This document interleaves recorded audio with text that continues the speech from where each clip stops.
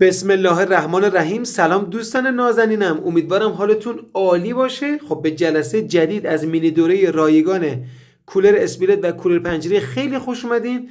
دیشب ما اومدیم با یه دونه خازن روغنی کمپرسور کولر گازی رو راه اندازی کردیم، ولی خیلی از شماها نمیدونید که به 5 روش میشه یه دونه خازن رو تست کرد و بفهمیم که این خازن سالم هست یا نه. اگر توی بیابون باشید و مولتیمتر هم نداشته باشین، من همین الان بهتون یاد میدم که چطور تست بکنید. اول میریم در واقع به لحاظ ظاهری خازن رو نگاه میکنیم.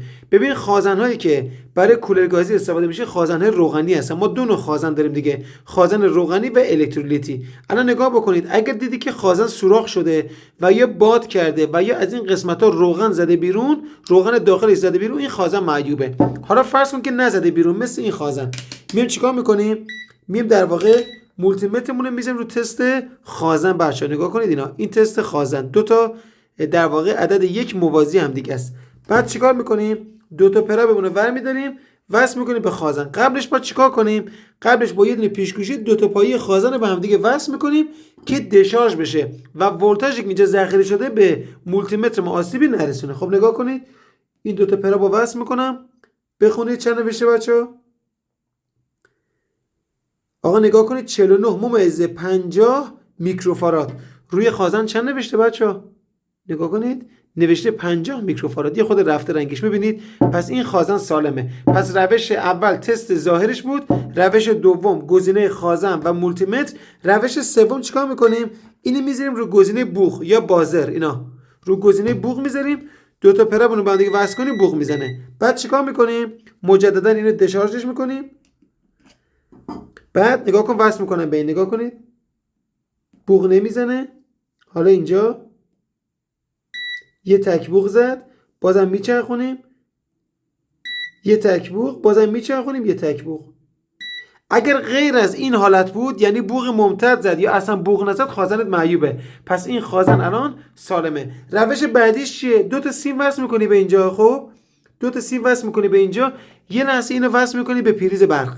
درست شد؟ بعد درش میاری، دو تا سرش با سیم به هم دیگه میزنی. اگر که دو تا پایه خازن به هم دیگه زدی، اگر جرقه آبی رنگ زد، خازنت سالمه. این روش رو به هیچ وجه من پیشنهاد نمیکنم. ولی اگر یه موقع تو بیابون گیر کردی، هیچی نداشتی، فقط یه دونه برق داشتی، میتونی در واقع ناچار بودی، میتونی از این روش استفاده بکنی. روش بعدیش چیه بچه‌ها؟ نوش جونتون بهتون بگم.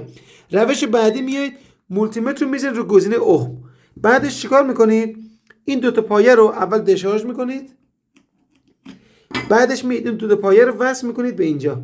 خب نگاه کن، صفحه مولتیمتر عددش داره میره بالا. باید انقدر صبر کنید تا عددش همینجوری بره بالا. بقدر شاید 10 دقیقه یه رو طول بکشه. میره بالا میره بالا. بعد از 10 دقیقه یک رو همین علامت OL اینجا ظاهر میشه. اگر این حالت ظاهر شد، پس خازنتون سالمه. اگر به غیر از این بود، خازنتون معیوبه. ببینید چقدر ساده میشه در واقع تعمیرات و نصب کولر گازی رو یاد گرفت.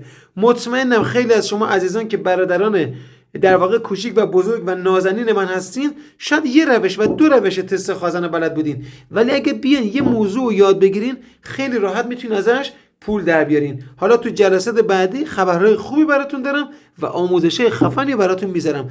بچه‌ها این کانال رو به دوستانتون معرفی بکنید. همین موارد ساده‌ای که دارم بهتون میگم، ما 1600 تا دانشجوی دوره کولر گازی داریم دیگه که در دوره جامعه ما پارسال شرکت کردن.